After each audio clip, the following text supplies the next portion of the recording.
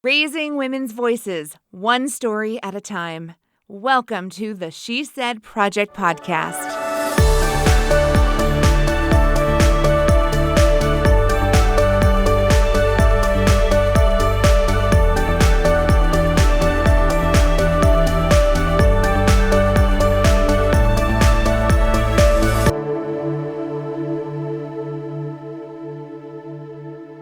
Welcome, friends, to another episode of the She Said Project podcast, because at the She Said Project, we hang out with really cool women. That's what we do. There's no shortage of things to say, and I am so excited about today. You can't see this, but I am burning my bra as we speak because this one gets me so fired up, and I was so proud. She doesn't know it, but we're best friends now.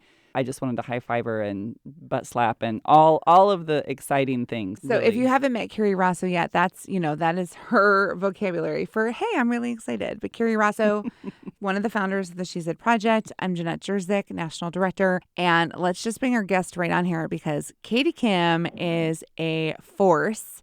She is a powerhouse in her community of Peoria, Illinois. Hi, Katie Kim. Hello, ladies. Oh, I love it already. I think I loved you the moment we met. That intro. Well, ditto. I mean, you have a magic of making people feel comfortable and open and in their skin. And I told you before, I said, I can talk about all my tenants and all my clients and I love bragging on them, but you want to talk about me? It's like, oof. So Yep. I love it. You're amazing. You're amazing. You are so kind. Thank you. But we hear that all the time. Like women, when you are giving them an opportunity to be seen and be heard, what happens, Carrie? Right. 9 times out of 10, if I directly ask a woman if she wants to be in the show, she immediately says, I'm just and then fill in the blank, whatever. And I don't really have anything to say, but let me tell you about this other woman I know. And so I always let them go on and brag up the women they know. And then it's like, okay, so just say yes because you're going to be on the show. Everybody has something to say, but it's something that is a consistent theme in women. Everybody, which I love because this isn't the stereotype. The catty stereotype has not been our experience.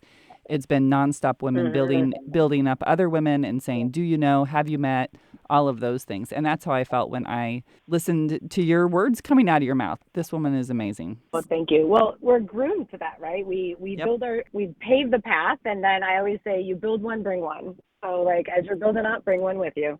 That's what we do. I love that. Oh my gosh. I think we should adopt that. Build one, bring one. Oh, I'm so going to use that. Sorry, and thank you. Katie was asked to appear in That's What She Said, not just any That's What She Said, but the very first show in a new community in Peoria, Illinois in the spring of 2022, co-produced by myself and Nikki Romaine, and I got to direct this new cohort of women. But it really was Nikki who reached out and said, hey, will you be in this show? Will you stand on stage and share a story? I wasn't there for that moment. So I would love to hear what that experience was like for you when Nikki reached out and asked you to be in the show. As women, when we know each other, and I always say, when you know where my heart is, you can ask me, and as long as it's within my personal mission, I'm yes, no questions asked. And I had heard about That's What She Said from a lady in Champaign. And I got the Reader's Digest version of it. Like, this is amazing. It's women sharing their stories. And that's kind of what I got. And I'm like, I want to do that. I want to be a part of that amazing awesomeness. So when Nikki said she was doing it, I'm like, I'm in. And then I was, okay, now I got to ask questions. What are we doing? What is this? But that's what we do with women, right? Is if our friend needs help, it's like, yeah, absolutely. So it was an amazing experience to not only bond with the women in Peoria that I had not met, and some of them I had, and to hear some of their stories. And some of these women I hang out with regularly that I didn't even know those things. And to come to that, I mean, now we are a force in the community. And even when we got together afterwards, it's like, hey guys, this nonprofit needs help. Okay. And then everybody kind of chipped in and we put some things, and that's what women do. Like I said, you put 2 women and a whiteboard in a room and you can solve the world's problems. I so agree with that philosophy. So true. I hear it. I hear it. One of my favorite things was the morning after your show. We have a group text going on and the ladies are sharing, oh my God, that felt so empowering. I couldn't sleep. I'm still riding high.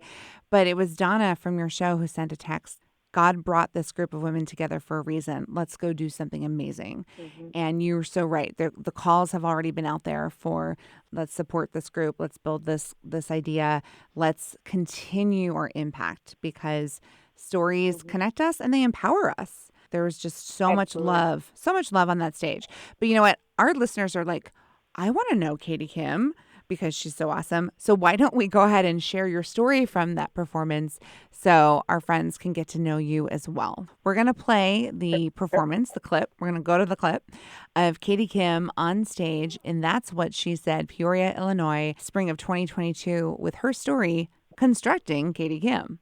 I am a complete and utter total nerd for professional development. As an entrepreneur who runs a development company, I've learned a thing or two over the years. And when my friends or family say that they're gonna start their own business or they're gonna try something new or branch out on their own, I always invite them to go have a beer or to have a cocktail. And I tell them the crab story. So how the crab story goes, I came across it a number of years ago. And when I was building my company and I was diving deep into something people term as self-help, self-development, I learned about the crab story. When a crabber goes hunting, they put the basket into the ocean. And if you see a crab basket, it has a hole, it doesn't have a trap door, it doesn't lock them in. It has the food at the bottom of the barrel. And so the crabs crawl in there and they eat the food and then they stay there. Right? So they're easy targets and they're cheap bait. If you watch closer, if one of the crabs tries to crawl out, one of the other crabs will grab them and pull him down. If they try a second time, that crab will pull him down and break his leg. If they try but a third time, they will pull it down and they'll kill the crab. And so what I realize is these crabs are acting on instinct. They're just animals, and so are we. And once I realized that the author was actually pointing out the similarities between crabs and humans, I couldn't stop but thinking to myself about the patterns in my life and my own profession that I started paying attention to at the times where people tried to nip me, where they tried to pull me down. See, I came from a loving family who worked hard in the construction business, and they didn't believe in the word, I can't. If we ever uttered the word, I can't, my dad would make us drop and give us 20 sit-ups. And while I was in high school, I couldn't really appreciate what my abs looked like. After 2 kids, I can now. I truly did appreciate how great that development and mental toughness was, because I wanted to go to college. I wanted to be the first person in my family to graduate with a college degree, to better myself, to seek out opportunities for myself, and to make a meaningful impact. I quickly learned that education is a key to success for some, yet for others, it's a point of contention. It's a mirror holding up all their failures and all the things they didn't do. So I went on to college. And I ended up breaking up with my longtime boyfriend. Some people joked that I couldn't hold down a guy and that I wouldn't be graduating with my Mrs. degree. I didn't even know what that was, going to college. And I said, what? I can't even think about that. I was not looking to settle down. I was looking to gain a career and experience. I was only 20 years old after all.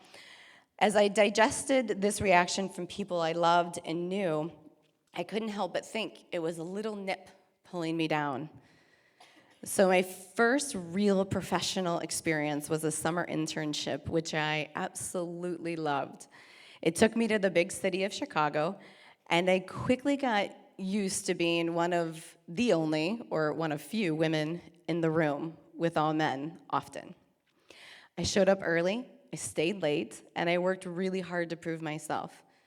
Early one morning, my manager came in and found me at my desk working and decided to share that he had an argument with his girlfriend the night before.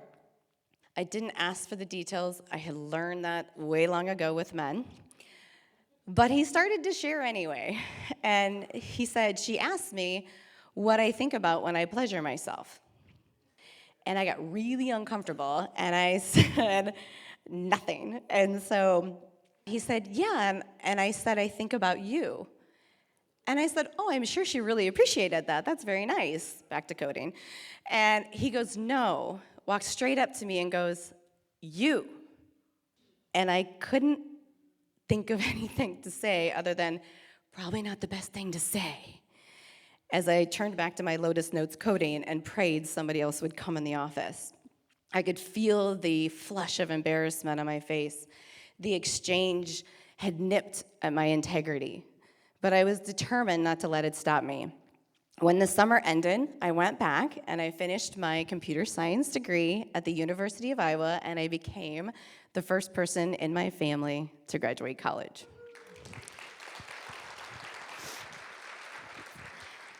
I moved back to Chicago with a stellar job offer, and a few years later, I married this really great man that I had met on the sand volleyball courts of all places. Things were totally on track for my big-time company partner by 30 timeframe. I worked 80 hours regularly. I got to travel to some pretty fantastic locations. I fought with every ounce for all the recognition and respect I could achieve. One time when my husband tore his ACL and needed surgery, I finally requested just 2 weeks off. I had banked up a lot of overtime. And so when we were only on day 2 of his recovery, I received a phone call from work stating that a client wanted me on site on Monday. I reminded them I had 2 weeks of very long overdue vacation. And I was told, find somebody else to take care of him. If you value your job, you'll be on a plane Monday morning.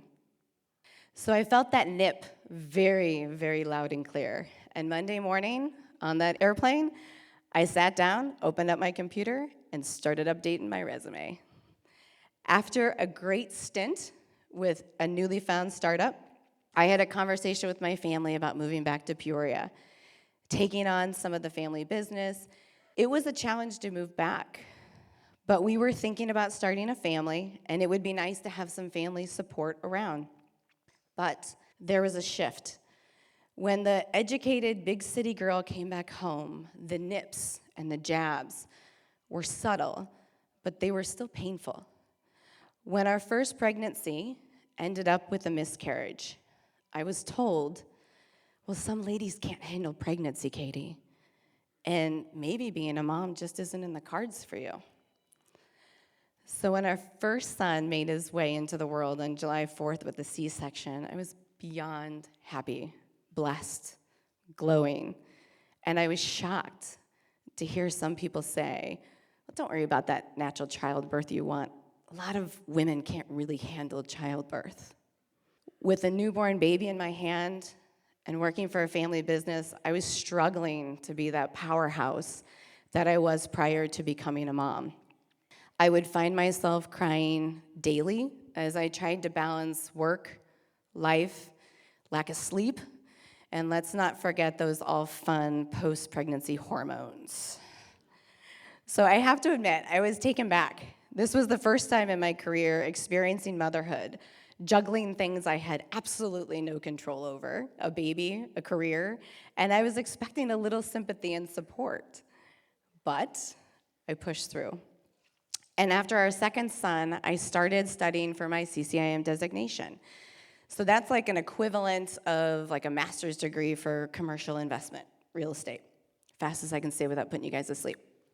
So I was taking online courses while breastfeeding my youngest and my oldest running around on the floor playing cars, which was way before Zoom and any of the fun we have with that.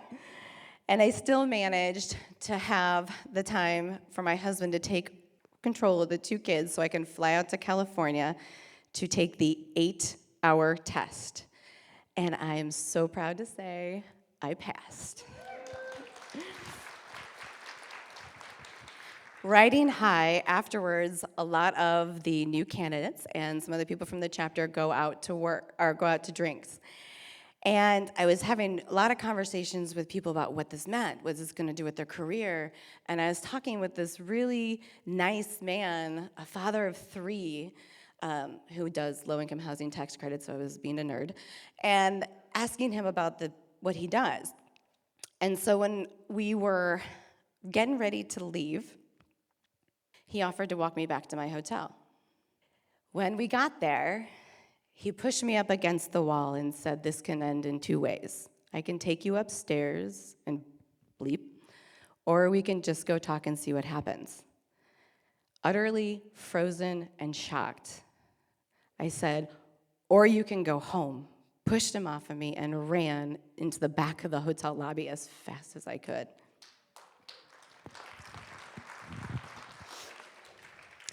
I have to say, this was probably the hardest nip I've ever experienced. I didn't see it coming.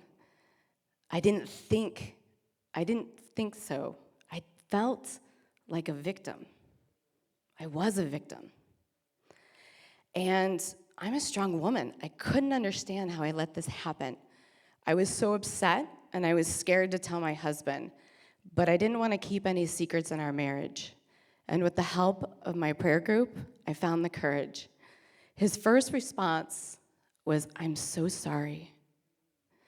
He asked if I was okay, and he affirmed that he had no doubts about my actions or my integrity.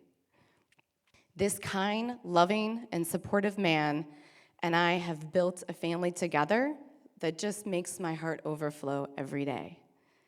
After all those nips, all those crabs trying to knock us down, and realize that we are so much stronger than any of them, I became the first woman in Peoria to obtain her CCIM designation, and we relaunched the Kim Group together.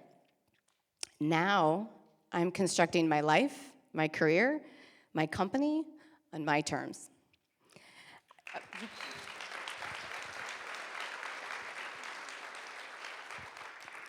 I have been blessed to have amazing clients that believe in me and allow me to help them build their business and build their path.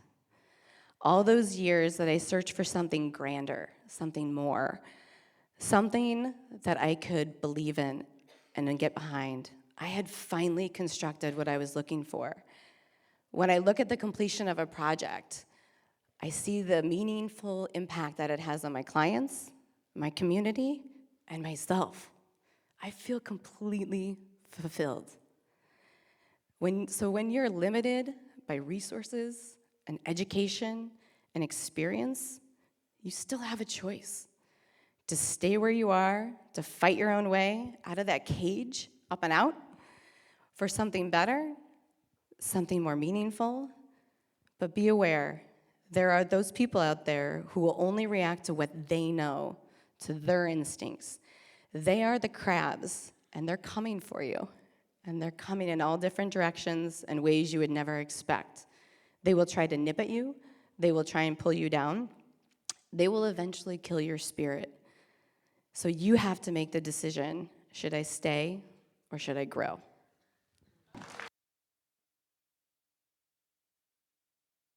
Oh my gosh, welcome back. I felt like I was right back there in the theater listening to your powerful words one more time. Katie, how did it feel to remember that evening, remember that story? It was amazing, and it was so much emotion in that night, and to hear women coming up to me afterwards and saying, "I really needed to hear that," or "I've never heard that crab story before." And I mean, that's why we share our stories, right? So people can learn from our scars and our wounds and not make the same mistakes, or do something better and empower them. You know, I love the crab story because it's an analogy that everybody can relate to.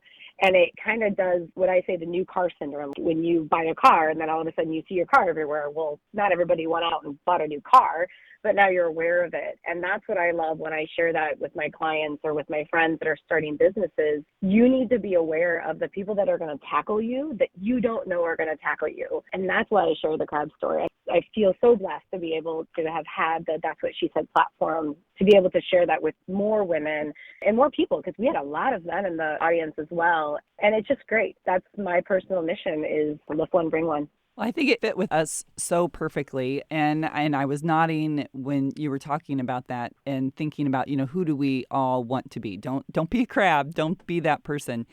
And when we were starting, it was a similar thing, but and then in the reverse, we had people showing up. So, really trying to focus on don't let the crabs have real estate in your brain, and focus on the people who show up and say, "Hey, I'm, an attorney, how can I help? I'm a graphic designer, how can I help?" And focusing on those people and not the crabs, and really keeping your eye on the ball. But Carrie, what you guys built, Absolutely. what she said is the epitome of build one, bring one, build Yep. one, bring one. We're creating something who can come along and feel the love. We're creating something who can walk away from this experience and be one step ahead or inspired to do something else bold and brave and great. So this platform really does provide that. Build one, bring one. I'm just going to walk around saying that all day long now. I love it. I know. I love it. I love it. Well, so what has been the feedback for you after the show? One, everybody did not think that I had gone through that or had encountered that, because they either see me as a woman in construction and development and a thick skin. And, I think all of us have that image that people think of us as, and then they either get to know us or they take the time to get to know us and realize that all of us have scars. All of us have been through our own version of struggle, whether it's emotional, personal, health. And it always reminds me to, don't judge a book by its cover, and everybody is coming with their own baggage and own story. And so to be able to share that to some of the young women in the crowd that I do mentor was empowering. It was really empowering to get that message out, because as I shared in my story, a victim is a word that I was like, I'm not a victim. I'm not weak, right? And one of my prayer warriors was like, you are a victim. Repeat that with me. I am a victim. You don't get to choose whether you're a victim or not. It's that situation that happens to you. And it was a really big mind switch for me. And honestly, building up the courage to tell my husband, I wanted no secrets in our marriage. I wanted no wedges, is what I say. So nothing that we're keeping from each other. So, sharing our stories and sharing our scars also helps us master recovery from them as well. And so I think in empowering others, we also heal ourselves. So it was a great opportunity for me to heal a little bit more. So thank you. My first impression was like badass, and then all the tough and the go getter and all of those things. And I realized that I think somewhere in me, I even had that same stereotype of what it would look like to be a victim. And what I was thinking was, I think the reason, because sometimes people feel like those are two separate things. And sadly, the truth is no one is exempt. I can be a badass and can recite 10 gross things fellas have said over the years in different arenas. And I think that's a really important thing for people to note. No one is exempt. It isn't personality specific. Yeah. And I almost feel the stronger a woman is perceived or presented, it's almost as if there's a bigger target. So the more successful she comes, it's a bigger target to knock her down. The more chances she takes, it's that bigger target. And I don't know why, because, I do a lot of things and I fail. And I openly tell my kids, they've got to sit in council meetings when I was being drilled. And they're like, oh my gosh, mommy. And I said, well, hey, look things don't always go the way you want. And then this is life. And it's a great teaching moment to bring them along with it. So it is that, the more badass you are, because I was sharing with Jenette, I had listened to the Badass Babs one time right before one of them. I'm like, she's amazing. And we judge ourselves with other women. It's like, oh, I'm not as badass as her, or I'm not as intense as her. And, we belittle ourselves, and we need to stop. We just need to stop, and we just need to love on ourselves and build each other up. Yep. 100%. I'm just sitting here soaking this all in. Like your story was such a good life lesson, and you got to share it with the people in the room. The people on this podcast are going to walk away with all these great lessons. You're really giving our audience something juicy to think about. It's so good. But you're so right. I keep thinking about what you said with the target. The more successful you are, and the more you you try to accomplish, yes, on one hand, it looks like, a badass woman is out there doing great things. But when you are putting yourself out there, you are naturally being more vulnerable, and those crabs will find you. Yep. Here they come. Yeah. The more successful you are, the more people, and it only demonstrates their own insecurities. It doesn't say anything about you and your successes.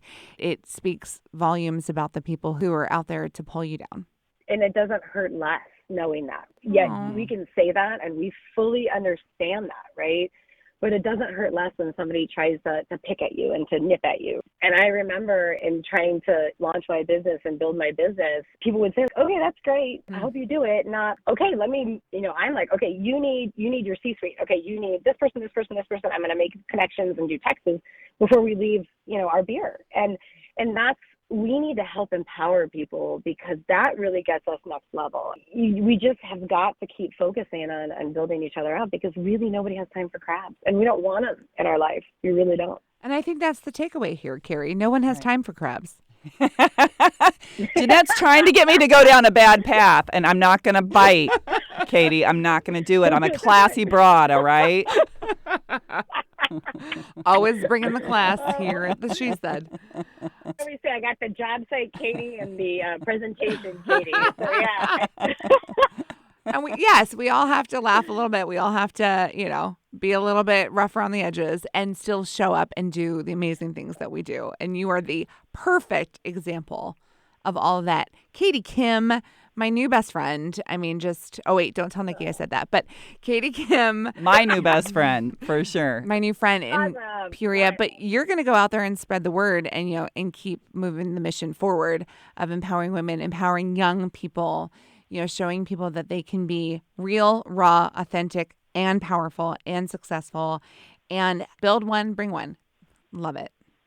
That's all the time we have here today with our guest, Katie Kim. Thank you so much for saying yes to being in That's What She Said, so that we could have moments like this where we get to, yak it up, as Kerry would say, and just check in, because sometimes the story is everything, and sometimes the story behind the story is even more. We're excited our friends joined us, got to know Katie a little bit, laughed and cried with us, as we do here at the She Said Project podcast. Over and out. Over and out. That's right. That's our new tagline, because Kerry, she said, let's say over and out now. It's fun. Thank you for listening to the She Said Project podcast in partnership with Illinois Public Media.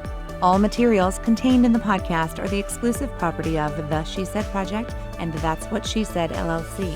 For more information on our live shows, go to shesaidproject.com. This podcast was made possible with support from Carl and Health Alliance and presented by Sterling Wealth Management, empowering women to live their best lives.